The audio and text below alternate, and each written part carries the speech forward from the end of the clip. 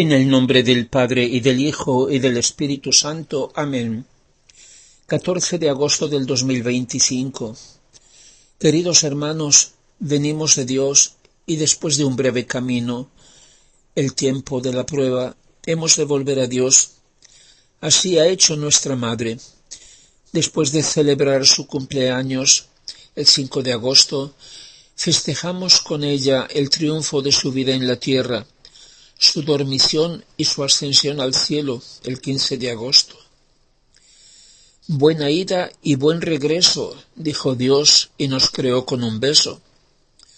Celebremos la solemnidad de la Asunción de la Santísima Virgen al cielo, su regreso a Dios.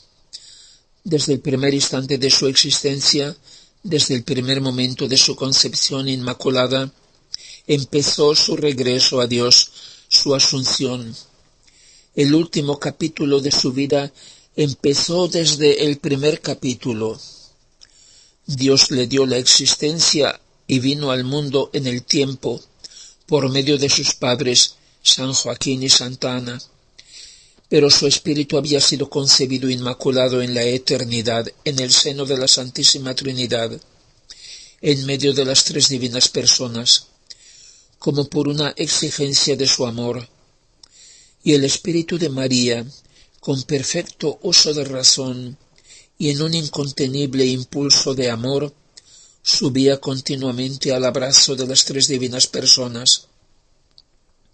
Por eso, al final de su vida terrena, con su asunción al cielo, esa vez también con su cuerpo, regresó definitivamente a Dios, como siempre había hecho.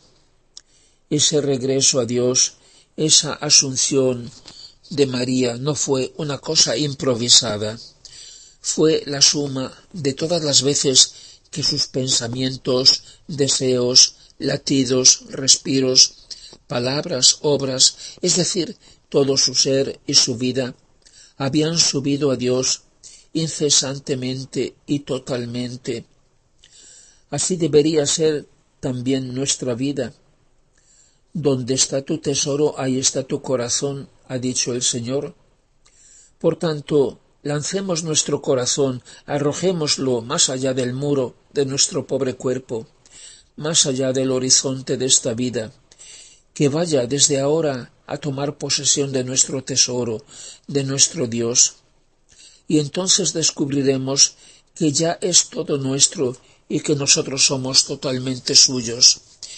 Y nos sucederá, como a nuestra Madre Santísima, que la incontenible nostalgia de Dios y el ardiente deseo de verlo y abrazarlo nos hará volar en los últimos kilómetros o metros de nuestro camino. Por tanto, hermanos, levantemos el corazón. Sólo entonces comprenderemos que la fiesta de la Asunción, de su regreso a Dios, ha sido la fiesta del amor plenamente realizado, porque el amor, para sentirse realizado, debe ser dado y correspondido, debe ser de ida y vuelta. La fiesta del triunfo de la divina voluntad, y lo comprenderemos cuando será también nuestra fiesta, así como comprenderemos esas misteriosas palabras de San Pablo, que dice, y primero resucitarán los muertos en Cristo, y nosotros los vivos, los que quedemos, seremos arrebatados junto con ellos en las nubes, para ir al encuentro del Señor en los aires, y así estaremos siempre con el Señor. El verdadero nombre de esta fiesta de la Asunción debería ser fiesta de la divina voluntad, por primera vez triunfante y realizada en una pura criatura. Desde entonces no se ha repetido, en espera de su triunfo. Que la mujer vestida de sol pueda ser acompañada por sus hijos, vestidos también ellos de sol, el sol del querer divino. Un día al final vestidos en nuestro cuerpo, pero desde ahora vestidos de sol en cada acto de la vida. Desde el comienzo de su vida María es la Inmaculada y la llena de gracia. Desde el primer instante de su vida, María hizo triunfar en ella la divina voluntad. y siendo sin mancha de pecado, no heredó ninguna de sus consecuencias, o sea, además de la pérdida de la gracia, la de los dones preternaturales, por lo cual fue inmune de enfermedades, debilidades físicas, achaques, envejecimiento y por último de la muerte. Es en lo que desemboca todo lo demás. No habiendo muerte espiritual en Jesús y en María, no podían ser tocados por el dolor y por la muerte corporal. Pero si experimentaron ambas cosas, fue libremente por motivo de nuestra redención. Como ella dijo en sus apariciones en Tre Fontane en Roma, 3 años antes del dogma de la Asunción, mi cuerpo no podía morir y no murió. No podía marchitarse y no se marchitó por ser inmaculada. En el éxtasis de amor divino fui llevada por Jesús, el Verbo, mi Hijo, y por los ángeles al cielo. Así fui llevada al trono de la misericordia divina. Al final de su vida, no tocada por achaques, vejez o muerte, por el hecho de ser la Inmaculada, enferma de amor irresistible, María se durmió. La dormición, celebrada por los cristianos orientales que conservan esta tradición viva, no es lo mismo que la muerte. ¿Es posible intentar una reflexión teológica? ¿María murió, sí o no? El magisterio de la Iglesia no se pronunció cuando proclamó el dogma de la Asunción de María. ¿Fue verdadera muerte? Recordemos lo que San Pablo dice en la primera carta a los tesalonicenses.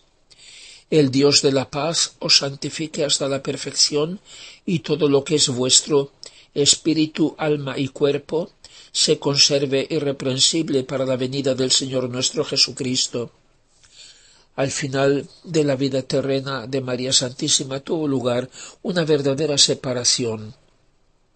Sin embargo, hay que tener en cuenta que hay dos separaciones. La del alma del cuerpo es la muerte propiamente dicha, con corrupción, y la del espíritu, que por el momento se separa del cuerpo y del alma vivificante, y es impropiamente dicha muerte sin corrupción, como aquel habitual estado que acompañó a Luisa toda su vida, aquella misteriosa experiencia de salir de su cuerpo, en el cual volvía a entrar por obediencia a la orden del confesor. Hay diferencia, leemos en los escritos de la mística italiana María Valtorta, hay diferencia entre la separación del alma del cuerpo por muerte real y la momentánea separación del espíritu del cuerpo y del alma vivificante por éxtasis o arrobamiento contemplativo. Mientras que la separación del alma del cuerpo provoca la verdadera muerte, la contemplación estática, o sea, la momentánea evasión del espíritu fuera de las barreras de los sentidos y de la materia, no causa la muerte. Y eso es porque el alma no se separa totalmente del cuerpo, sino que lo hace solo con su parte mejor, que se sumerge en el fuego de la contemplación. Dicho lo cual, hay que decir que la muerte de María Santísima no fue verdadera muerte. Leemos de nuevo en María Valtorta: ¿yo morí?, se pregunta la Virgen. Sí, si se quiere llamar muerte a la separación de la parte electa del espíritu del cuerpo. No si por muerte se entiende la separación del alma vivificante del cuerpo, la corrupción de la materia, que ya no es vivificada por el alma, y antes la lobreguez del sepulcro, y antes que todo eso, la angustia de la muerte. ¿Cómo morí, o mejor dicho, cómo pasé de la tierra al cielo, primero con la parte inmortal, o sea, el espíritu, y luego con la perecedera, como era justo para la que no conoció mancha de culpa? En otro lugar, la piadosa vidente María Valtorta escribe, refiriendo las palabras de Jesús: Una tradición dice que en la tumba de María, que Tomás abrió, se encontraron solo flores. Es pura leyenda. Ningún sepulcro contuvo el cadáver de María, porque nunca hubo un cadáver de María, según el sentido humano, ya que María no murió como muere quien quiera que tenga vida.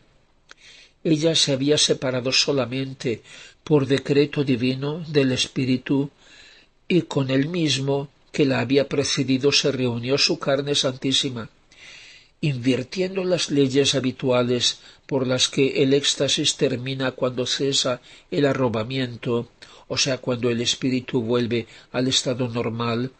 Fue el cuerpo de María el que volvió a unirse a su espíritu, tras una larga pausa en el lecho fúnebre. Todo es posible para Dios. Yo salí del sepulcro sin más ayuda que mi poder. María vino a mí, a Dios, al cielo, sin conocer el sepulcro con su horror de putrefacción y lobreguez. Es uno de los milagros más estupendos de Dios. No único, en verdad, si recordamos a Enoc y Elías, que, amados por el Señor, fueron raptados de la tierra sin conocer la muerte y llevados a otro lugar conocido solo por Dios y por los celestiales habitantes de los cielos.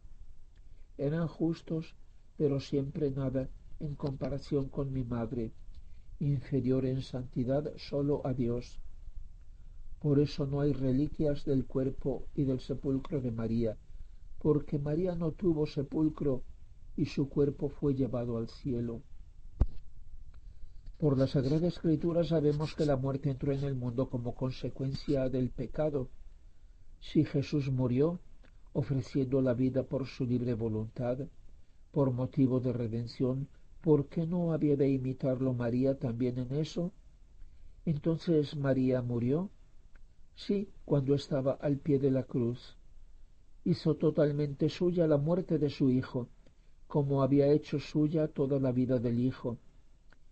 Y al final de su vida terrena fue tránsito, fue dormición, seguida al tercer día por la asunción en alma y cuerpo glorificado al cielo.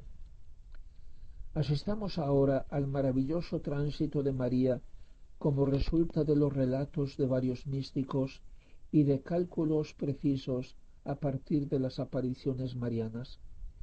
Imaginemos las escenas finales de la vida de la Santísima Virgen.